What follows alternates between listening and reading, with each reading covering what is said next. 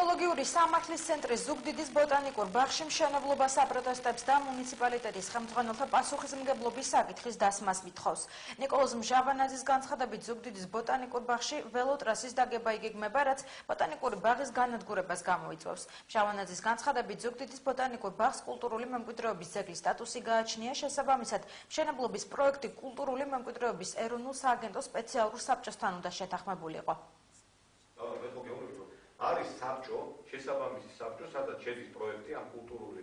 საქართველოს ხელისუფლებამ დაიწყო კულტურული მემკვიდრეობის ძეგლის სტატუსის მქონე ობიექტის განადგურება. საქმე ეხება ზუგდიდში არსებულ ბოტანიკურ ბაღს. ზუგდიდის მუნიციპალიტეტის მესვეურების მხრიდან მოიჭრა ათეულობით ხე.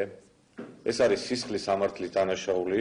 ჩვენ აღნიშნული მასალები იმ ვანდალიზმისა, რაც ჩაიდინა საქართველოს ხელისუფლებამ, უკვე გადავაგზავნეთ საქართველოს მთავარ პროკურატურაში. აგრეთვე მივმართეთ კულტურის ძეგლთა დაცვის სამინისტროს და ვითხოვთ, რომ სათანადოდ იქნას დაჯილი ის პირები, რომლებმაც კულტურული მემკვიდრეობის ძეგლის სტატუსის მქონე ობიექტი, ამ შემთხვევაში ზუგდიდის ბოტანიკური ბაღი გაანადგურეს.